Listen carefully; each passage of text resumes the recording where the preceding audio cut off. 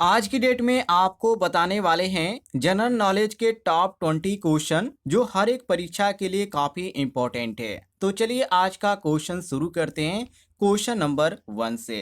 पहला क्वेश्चन आप सभी के सामने है, भारत का पहला डिजिटल राज्य कौन सा है। यहाँ पर आपको पहला ऑप्शन देखने को मिलता है महाराष्ट्र, जो कि बिल्कुल गलत है। महाराष्ट्र जो है देश का सबसे औद्योगिक राज्य है, लेकिन पहला डिजिटल राज्य के अंतर्गत नहीं आता है। इसी कारण हम ए ऑप्शन को गलत मारेंगे।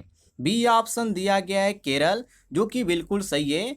केरल को वर्ष 2016 में भारत का पहला डिजिटल राज्य घोषित किया गया था, जो कि राज्य में सभी जो नागरिक सेवाएं हैं उनका डिजिटलीकरण भी किया गया। तो ये आपका बी ऑप्शन बिल्कुल सही हो जाता है। जो भारत का पहला डिजिटल राज्य है वो आपका केरल है।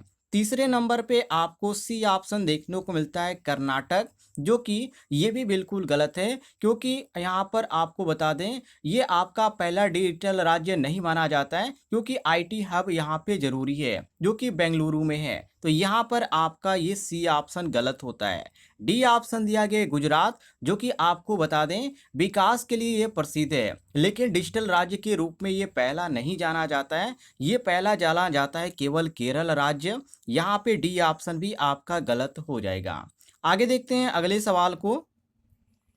अगले सवाल में पूछा जा रहा है कि संविधान सभा की पहली बैठक कब हुई थी। जैसे कि ए ऑप्शन दिया गया 15 अगस्त 1947। तो आप सभी को मालूम होना चाहिए 15 अगस्त 1947 ये जो है स्वतंत्रता दिवस का दिन है, जो कि संविधान सभा की पहली बैठक इस दिन नहीं हुई थी। और यहाँ पे भी ऑप्शन दिया गया 26 जनवरी 1950। तो ये ऑप्शन भी गलत है, क्योंकि इस दिन भारत का संविधान लागू हुआ था। यहाँ पर इस दिन पहली बैठक नहीं हुई थी। सी ऑप्शन दिया गया 9 दिसंबर 1946। तो ये ऑप्शन बिल्कुल सही है, क्योंकि संविधान सभा की पहली बैठक इसी दिन हुई थी, जिसमें डॉक्टर सच्चिदानंद सिन्हा को अस्थायी रूप से अध्यक्ष चुना गया था। यहाँ पे आपका सी ऑप्शन सही हो जाता है। डी ऑप्शन दिया गया 26 नवंबर 1949। तो ये भी बिल्कुल गलत है, क्योंकि इस दिन संविधान को अपनाया गया था, लेकिन पहली बैठक नहीं हुई थी। तो हमारा केवल जो सही होता है ऑप्शन सी बिल्कुल करेक्ट आंसर 9 दिसंबर 1946। क्लियर हो गया साथियों। आगे देखते हैं। आगे सवाल में पूछा जा रहा है कि हाल ही में किस भारतीय ने 2023 में नोबेल अर्थशास्त्र पुरस्कार जीता। जैसे कि ए ऑप्शन दिया गया अमर्त्य सेन, जो कि ये आपका पहला ही ऑप्शन गलत है। बी ऑप्शन दिया गया रघुराम राजन, ये भी ऑप्शन बिल्कुल गलत है, क्योंकि रघुराम राजन जो है ये पूर्व आरबीआई गवर्नर हैं, पर नोबेल यहाँ पे इनको नहीं मिला है। इसी कारण हम यहाँ पे बी ऑप्शन गलत मारेंगे। सी ऑप्शन देंगे अभिजीत बनर्जी। तो आपको बता दें अभिजीत बनर्जी को 2019 में नोबेल मिला था, लेकिन 2023 में नहीं मिला था, इसलिए यहाँ पे हम सी ऑप्शन गलत मारेंगे। डी ऑप्शन दिया गया कोई नहीं। तो ये बिल्कुल सही है, क्योंकि 2023 में किसी भी यहाँ पर व्यक्ति को नोबेल अर्थशास्त्र पुरस्कार नहीं मिला है, इसलिए यहाँ पे हम डी ऑप्शन करेक्ट आंसर मारेंगे। आगे देखते हैं अगले सवाल को। आगे सवाल में पूछा जा रहा है कि G20 समूह में कुल कितने सदस्य देश हैं। वेरी वेरी इंपॉर्टेंट क्वेश्चन है। जैसे कि यहाँ पे आपको पहला ऑप्शन देखने को मिलता है 10, जो कि ये बिल्कुल गलत है, क्योंकि ये जो संख्या है बहुत ही कम है और ये गलत ही ऑप्शन है। बी ऑप्शन दिया गया 19। तो ये भी बिल्कुल यहाँ पे गलत है, क्योंकि केवल 19 जो देश हैं वो केवल ईयू, जो कि यहाँ पे यूरोपियन जो यूनियन बोला जाता है, उसके सदस्य है। लेकिन G20 में केवल 20 सदस्य आते हैं, जो कि यहाँ पे आपको सी ऑप्शन देखने को मिलता है। यहाँ पे सी ऑप्शन बिल्कुल सही है। यहाँ पे आपको सी देखने को मिलता है 20। इसको ध्यान रखिएगा। यहाँ पे डी ऑप्शन दिया गया 21, जो कि ये बिल्कुल गलत है, क्योंकि G20 में 21 सदस्य शामिल नहीं होते हैं, केवल यहाँ पे 20 सदस्य ही शामिल होते हैं। तो ये भी ऑप्शन गलत है। सही ऑप्शन होगा हमारा ऑप्शन सी। ध्यान रखिएगा। आगे देखते हैं अगले सवाल को। आगे सवाल में साथियों पूछा जा रहा है कि भारत का पहला महिला अंतरिक्ष यात्री कौन थी। वेरी वेरी इंपॉर्टेंट क्वेश्चन है और काफी इजी भी क्वेश्चन है, और कई बार एग्जाम में पूछा भी गया है। तो इनका नाम था कल्पना चावला, जो कि ऑप्शन में ए देखने को मिल जाता है। आपको बता दें भारत की ये पहली महिला है जिन्होंने अंतरिक्ष यात्रा की थी, जिन्होंने जिन्हों को नासा के द्वारा अंतरिक्ष में भेजा गया था? ध्यान रखिएगा, नासा के साथ ये अंतरिक्ष यात्रा की थी। ये आपका ए ऑप्शन करेक्ट आंसर हो जाता है। बी ऑप्शन देखिए सुनीता विलियम्स, जो कि ये ऑप्शन बिल्कुल गलत है, क्योंकि ये भारतीय मूल की तो है लेकिन ये अमेरिकी नागरिक है इस समय, और ये भारत की नहीं है अब रही। तो हम यहाँ पे बी ऑप्शन गलत मारेंगे। सी ऑप्शन दिया गया टेक्सी थॉमस, तो ये भी ऑप्शन बिल्कुल गलत है, क्योंकि मिसाइल ह्यूमन जो आप इंडिया है उनको टेक्सी थॉमस के नाम से जाना जाता है, लेकिन अंतरिक्ष यात्री के नाम से नहीं जाना जाता है। इसी कारण हम सी ऑप्शन गलत मारेंगे। डी ऑप्शन है ऋतु करिधाल, ये भी ऑप्शन गलत है, क्योंकि इसरो की ये वैज्ञानिक है, कोई अंतरिक्ष की ये जाने वाली पहली महिला नहीं है। इनका जो नाम है ऋतु करिधाल, ये इसरो की वैज्ञानिक है। ऑप्शन यहाँ पे डी भी हमारा गलत हो जाता है। सही ऑप्शन होगा option number A Kalpana Chawla, ध्यान रखिएगा। आगे देखते हैं अगले सवाल को। आगे सवाल में पूछा जा रहा है कि भारत के किस राज्य को पूर्व का स्कॉटलैंड कहा जाता है? वेरी वेरी इंपॉर्टेंट क्वेश्चन है। जैसे कि यहाँ पर ए ऑप्शन दिया गया मेघालय, तो ये आपका पहला ही ऑप्शन जो दिया गया है मेघालय, ये आपका सही हो जाता है, क्योंकि शिलांग की जो सुंदरता है और मौसम जो वहाँ का होता है उसी के कारण इसको यहाँ पे स्कॉटलैंड बोला जाता है। और यहाँ पे आपको मेघालय जो देखने को मिलता है ऑप्शन नंबर ए, ये बिल्कुल करेक्ट आंसर देखने को मिलता है।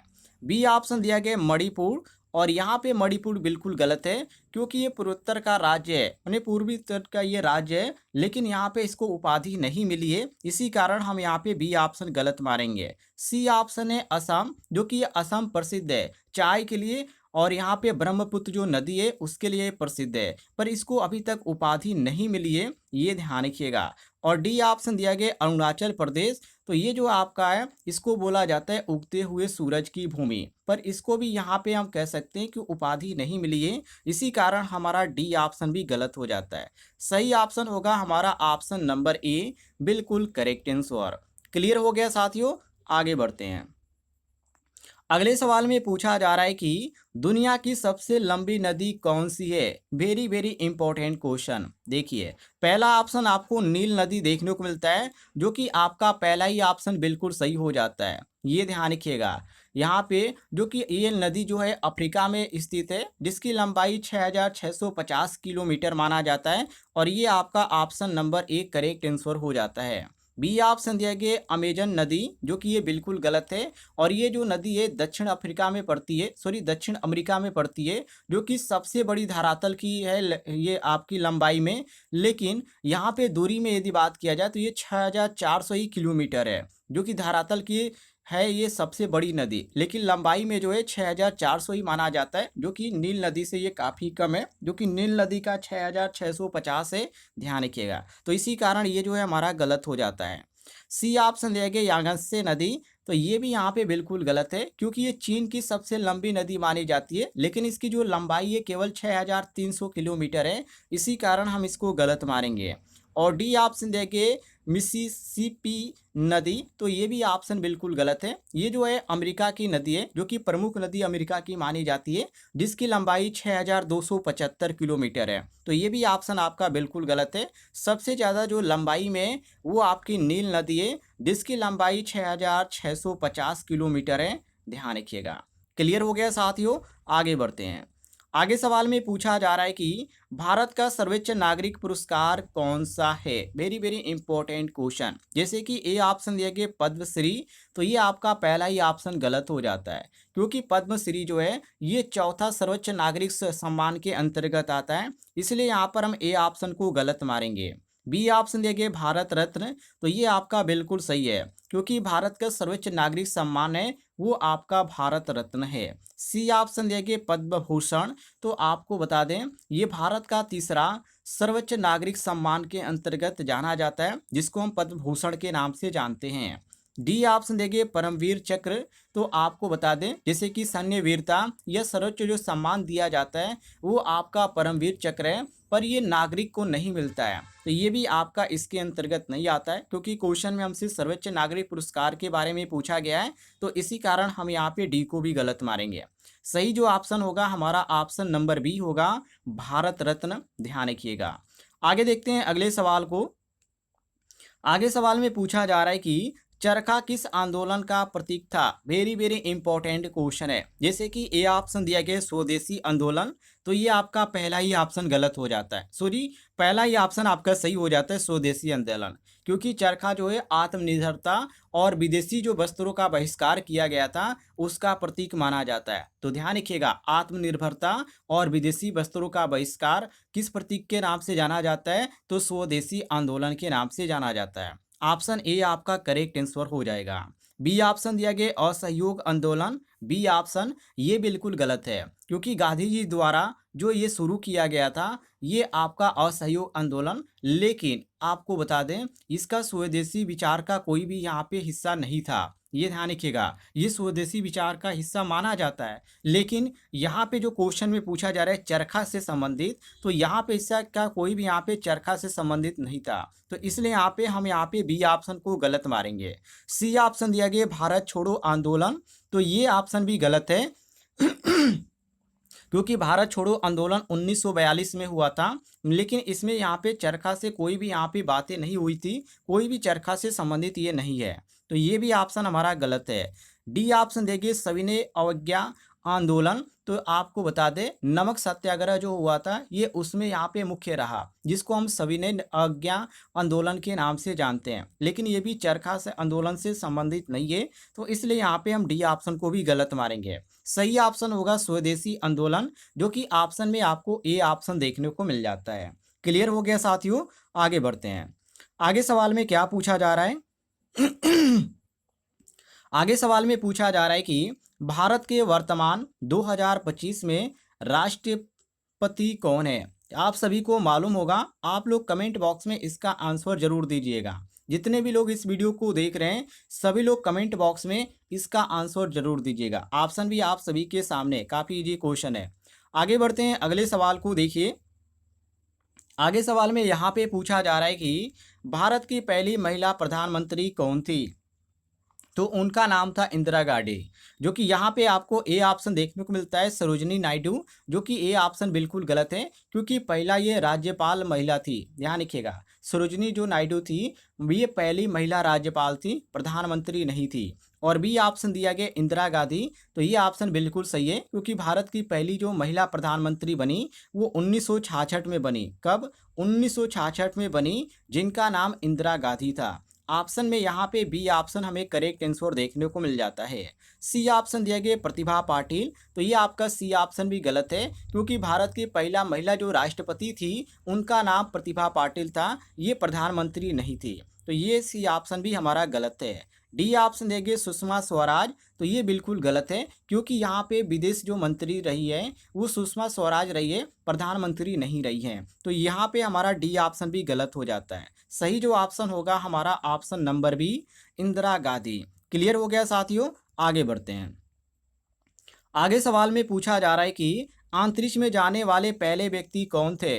तो यहाँ पे पहला ही ऑप्शन आपको सही देखने को मिलता है यहाँ पे, जो कि यहाँ पे पहला ऑप्शन नील आर्मस्ट्रांग दिया गया है, जो कि ये आपका ऑप्शन बिल्कुल गलत है। गलत इसलिए है क्योंकि ये चंद्रमा पे कदम रखने वाले पहले व्यक्ति थे, जो कि अंतरिक्ष में जाने वाले पहले व्यक्ति थे यूरी, जो कि यहाँ पे आपको बी ऑप्शन देखने को मिल जाता है, यूरी गागरिन। बी ऑप्शन आपका यहाँ पे सही हो जाता है। और ये कब गए थे? तो सोवियत संघ के जो नागरिक हैं ये, जिनका नाम यूरी गागरिन है, ये 1961 में गए थे। कब गए थे? 1961 में, जो कि अंतरिक्ष में जाने वाले पहले मानव के नाम से ये जाने जाते हैं, यूरी गागरिन। ऑप्शन बी आपका करेक्ट आंसर हो जाएगा। सी ऑप्शन दिया गया राकेश वर्मा, ये आपका राकेश वर्मा जो दिया गया है सी ऑप्शन, ये भारत के पहले अंतरिक्ष यात्री रहे हैं, लेकिन पहले व्यक्ति नहीं रहे हैं। ध्यान रखिएगा, व्यक्ति और अंतरिक्ष ये दोनों में आप अंतर समझ लीजिएगा। ऑप्शन यहाँ पे आपका सी भी गलत हो जाता है। डी ऑप्शन देंगे बज एल्ड्रिन, तो ये भी आपका बिल्कुल यहाँ पे गलत ऑप्शन है, क्योंकि चंद्रमा पे उतरने वाले ये दूसरी व्यक्ति है जिनका नाम बज एल्ड्रिन है। ये आपका डी ऑप्शन भी बिल्कुल गलत हो जाता है। सही ऑप्शन होगा option number B, Yuri Gagarin. Clear हो गया साथियों, बी ऑप्शन करेक्ट आंसर हो जाएगा। आगे देखते हैं अगले सवाल को। आगे सवाल में पूछा जा रहा है कि यूएनओ का मुख्यालय कहाँ स्थित है? ए ऑप्शन दिया गया पेरिस, तो ये आपका पहला ही ऑप्शन बिल्कुल गलत हो जाता है, क्योंकि साथियों पेरिस जो है यूएनओ का यहाँ पे मुख्यालय नहीं है। ध्यान रखिएगा, और यहाँ पे बी ऑप्शन दिया गया वाशिंगटन डीसी। तो ये आपका जो दिया गया है बी ऑप्शन ये भी बिल्कुल गलत है, क्योंकि ये आपका यूएसए की राजधानी है जो कि वाशिंगटन डीसी, ध्यान रखिएगा, यूएनए का मुख्यालय नहीं है। तो ये आपका बी ऑप्शन भी गलत हो जाता है। सी ऑप्शन दिया गया न्यूयॉर्क। तो ये आपका बिल्कुल सही है। संयुक्त राष्ट्र संघ जिसको यूएनओ बोला जाता है, इसका मुख्यालय जो है न्यूयॉर्क में, जो कि अमेरिका में है। और यहाँ पे आपको सी ऑप्शन करेक्ट आंसर देखने को मिलता है। और डी ऑप्शन दिया गया लंदन। तो यूएन का जो अस्थायी जो मुख्यालय माना जाता है, जो कि द्वितीय विश्व युद्ध के समय था, वो लंदन में था। तो ये भी हमारा क्वेश्चन के अनुसार गलत हो जाता है। सही ऑप्शन होगा यहाँ पे न्यूयॉर्क, जो कि ऑप्शन में आपको सी ऑप्शन देखने को मिल जाता है। आगे बढ़ते हैं अगले सवाल को। अगले सवाल को देखिए, जिसमें पूछा जा रहा है कि भारत में योजना आयोग को किसके द्वारा समाप्त किया गया। वेरी वेरी इंपॉर्टेंट क्वेश्चन है। जैसे कि ए ऑप्शन दिया गया है डॉक्टर मनमोहन सिंह। तो ये ऑप्शन पहला ही गलत हो जाता है, क्योंकि योजना आयोग के तहत योजनाएं जो चली उसमें यहाँ पे डॉक्टर मनमोहन सिंह के द्वारा चली गई थी, लेकिन समाप्त नहीं किया गया था। तो ये आपका पहला ही ऑप्शन गलत हो जाता है। बी ऑप्शन दिया गया अटल बिहारी वाजपेयी। तो यहाँ पर आपका बी ऑप्शन भी गलत है, उन्होंने इसे जारी रखा था, ये इन्होंने समाप्त नहीं किया था। और सी ऑप्शन दिए गए नरेंद्र मोदी। तो आपको बता दें, वर्ष 2014 में योजना आयोग को समाप्त किया गया और उसकी वजह से NITI आयोग की स्थापना की गई थी। किसकी स्थापना की गई थी? NITI, ध्यान रखिएगा, इसकी स्थापना की गई थी। तो यहाँ पे सी ऑप्शन आपका सही हो जाता है। ये नरेंद्र मोदी के द्वारा समाप्त किया गया था योजना, जो कि यहाँ पे इसको आयोग योजना के नाम से जाना जाता है। और यहाँ पे डी ऑप्शन देंगे अरुण जेटली। और तो ये भी आप अरुण जेटली। तो ये भी ऑप्शन आपका बिल्कुल गलत है, क्योंकि वित्त मंत्री ये रहे थे, लेकिन इन्होंने यहाँ पे प्रधानमंत्री का यहाँ पर अभी यहाँ पे नहीं किया था, निर्णय नहीं लिया था। निर्णय प्रधानमंत्री का होता है, इनके द्वारा नहीं होता है। तो यहाँ पे अरुण जेटली भी यहाँ पे गलत ऑप्शन है। यहाँ पे सही हो जाता है option number C, Narendra Modi के द्वारा योजना आयोग को समाप्त किया गया था। क्लियर हो गया साथियों? आगे देखते हैं। आगे सवाल में पूछा जा रहा है कि दिनेश गोस्वामी समिति किस विषय से संबंधित थी। वेरी वेरी इंपॉर्टेंट क्वेश्चन है। जैसे कि ए ऑप्शन बैंक सुधार। तो ये आपका पहला ही ऑप्शन जो दिया गया है, ये आपका बिल्कुल गलत दिया गया है, क्योंकि इनके द्वारा नरसिम्हन समिति बनी थी, समाप्त यहाँ पे नहीं की गई थी और इनसे ये संबंधित भी नहीं है। तो हमारा ए ऑप्शन भी गलत हो जाता है। बी ऑप्शन देंगे चुनाव सुधार। तो ये ऑप्शन आपका बिल्कुल सही है, क्योंकि 1990 में ये बनी थी। ध्यान रखिएगा, दिनेश गोस्वामी समिति, जो कि चुनाव सुधारों के लिए बनी थी। तो ऑप्शन आपका बी बिल्कुल करेक्ट आंसर हो जाता है। और सी ऑप्शन दिया गया शिक्षा नीति। तो ये ऑप्शन बिल्कुल गलत है, क्योंकि इससे संबंधित जो है कोठारी आयोग है, जो कि ये ध्यान रखिएगा। तो ये जो आपका है, जो यहाँ पे जो समिति है, ये इनसे संबंधित नहीं है, शिक्षा नीति। और यहाँ पे डी ऑप्शन देखिए किसानों का समस्या। तो इसके लिए स्वामी नाथन समिति बनी थी, ये ध्यान रखिएगा, किसानों की समस्या के लिए। तो ये भी आपका गोस्वामी समिति के विषय से संबंधित नहीं है। तो ये डी ऑप्शन भी हमारा गलत हो जाता है। सही जो ऑप्शन होगा हमारा ऑप्शन नंबर, यहाँ पे सही हो जाता है ऑप्शन नंबर बी, जिसको हम बोलते हैं चुनाव सुधार। बी ऑप्शन आपका करेक्ट आंसर हो जाएगा। आगे देखते हैं अगले सवाल को। आगे सवाल में पूछा जा रहा है कि पुलित्जर पुलित्जर पुरस्कार किस क्षेत्र में दिया जाता है। जैसे कि ए ऑप्शन दिया गया विज्ञान के क्षेत्र में। तो ये आपका पहला ही ऑप्शन गलत है, क्योंकि यहाँ पे साथियों विज्ञान के क्षेत्र में जो दिया जाता है, नोबेल पुरस्कार अधिक दिया जाता है। तो ये आपका ए ऑप्शन ही गलत हो जाता है। बी ऑप्शन दिया गया है खेल। तो ये ऑप्शन भी बिल्कुल गलत है, क्योंकि खेल के में जो दिया जाता है पुरस्कार, वो अर्जुन पुरस्कार दिया जाता है, खेल रत्न दिया जाता है, और भी बहुत सारे पुरस्कार दिए जाते हैं, लेकिन यहाँ पे पुलित्जर पुरस्कार नहीं दिया जाता है। और सी ऑप्शन देखिए पत्रकारिता।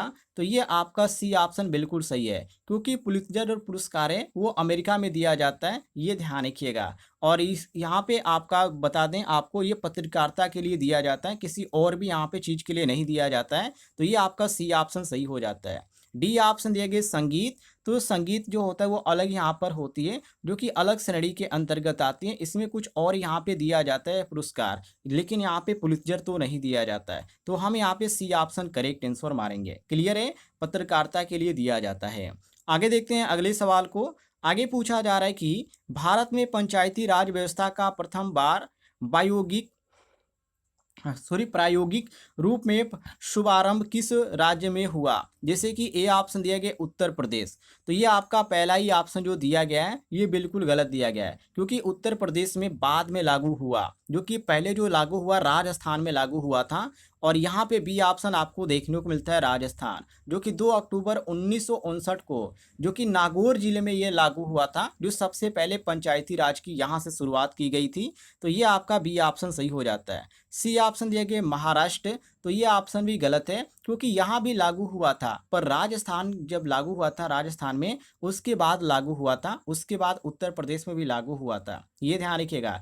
और यहाँ पे दिया गया तमिलनाडु। तो ये भी ऑप्शन बिल्कुल गलत है, क्योंकि यहाँ तो पहले राज्यों में ये आपका आता ही नहीं है। यहाँ पे इसका इसमें लागू हुआ था, लेकिन बहुत दिनों बाद लागू हुआ था, तो ये भी आपका गलत है।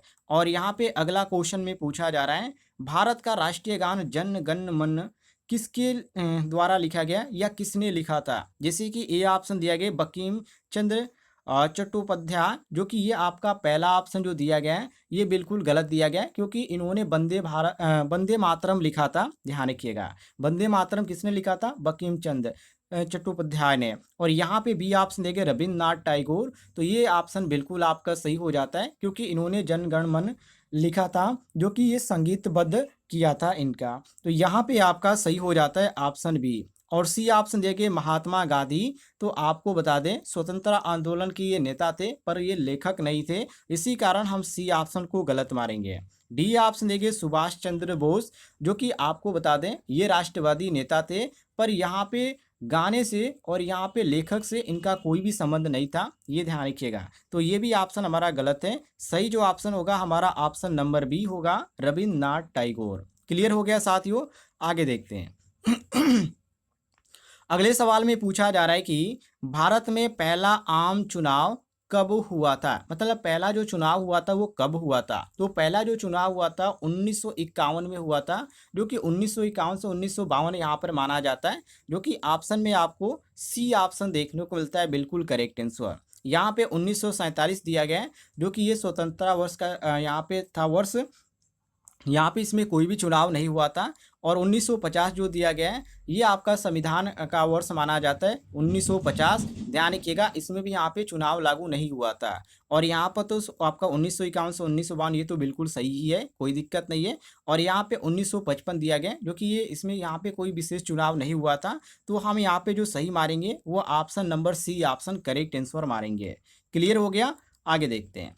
आगे सवाल में पूछा जा रहा है, हर घर तिरंगा अभियान किस स्वतंत्रता वर्ष में शुरू हुआ। वेरी वेरी इंपॉर्टेंट क्वेश्चन है। और यदि आप यहाँ तक वीडियो देख लिए हैं तो कमेंट बॉक्स में ज़रूर बताइएगा। आप सभी लोग जितने भी लोग इस यहाँ तक वीडियो देख रहे हैं, सभी लोग कमेंट बॉक्स में इस क्वेश्चन का आंसर जरूर दीजिएगा। ऑप्शन भी आप सभी के सामने है।